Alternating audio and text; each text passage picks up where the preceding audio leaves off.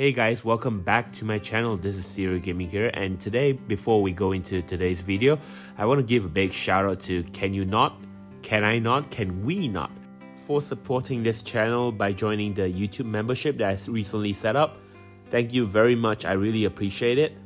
And if you like today's content, do consider subscribing and comment as well as liking the video. It does help the channel. And if you want to further support my channel, you can hit up the join button, which is the newest YouTube member that I recently set up. To enjoy some extra benefit or extra perks you can get from my channel, as well as sending in some requests for a specific character showcase or a team play. Alright guys, without further ado, we'll be going into Freya's LD details. First of all, I want to mention that Freya is not the confirmed LD banner that we'll be getting in the upcoming event. But it's just speculation because according to JP, she is the one that is scheduled for the next release. So anyway, Freya was supposed to be released alongside 9, but given the case that 9 is released alongside Seymour, we might be getting Y'shtola instead, but it's not confirmed, so I'm not going to give an explanation on that rework.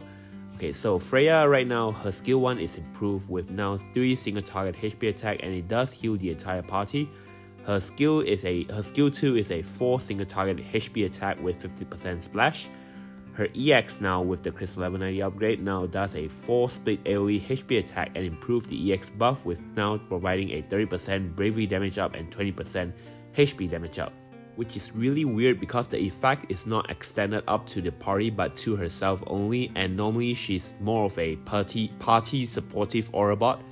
But anyway, her additional ability now with the upgrade also does heal the party and provide now a 10% party overflow and party brave gain up. Her newest LD though is kinda like Kain. She gains an overhead buff from the LD. It now provides the party a 40% attack up, 20% overflow HP damage and brave gain up, as well as 30% brave damage up. Like I mentioned before, the LD overhead buff works similar like Kain. It increased by 1 stack every time Freya takes an action, even with her additional ability. The differences is, however, Freya will convert her bravery attack to Descending Dragon Lance when at 3 stacks instead of 4 stacks, which is what Kain does. Anyway, her LD now does a 3 full AoE HP attack and is an instant turn skill, so like I said, works very similar with Kain. It also grants 3 stacks immediately to her overhead buff. So using her is really simple. You just use her LD and then use that converted bravery that attack right away. So the converted bravery attack, which is called the Descending Dragon Lance, is actually just jump in a very fancy version. It's very similar with Kain's jump. It's a low turn rate skill, meaning Freya will actually delay herself when using this attack. She cannot be attacked while she's in the air. She's immune to battery, heals, and of course status effect like buff or debuff. She can, however, still join launches if her turn order is right, and every time she's in the air for every few action, she'll be performing 1 split AoE HP attack based on the number of bravery that she have. And of course, this attack, like Kain, doesn't consume bravery as long as she's in the air.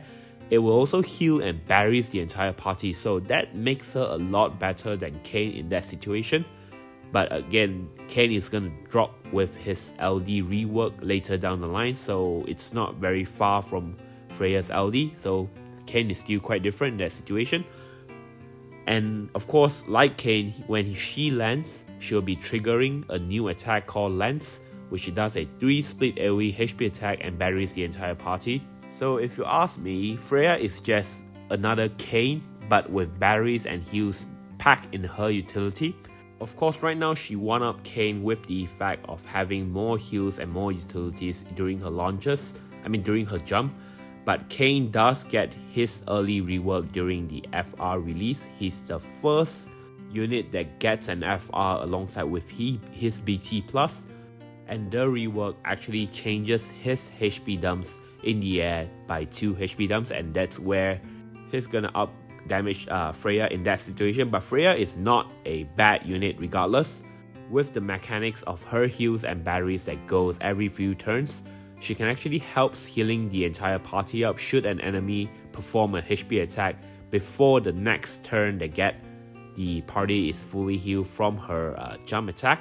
So that situation actually makes her really good, even with you letting the enemy getting turns. Like Maria in that situation, in a kind of way, it's like Maria, where you can heal the entire party right after an enemy's turn. So you won't have to be afraid if the enemy goes back to back or if the enemies take too much turn at a time.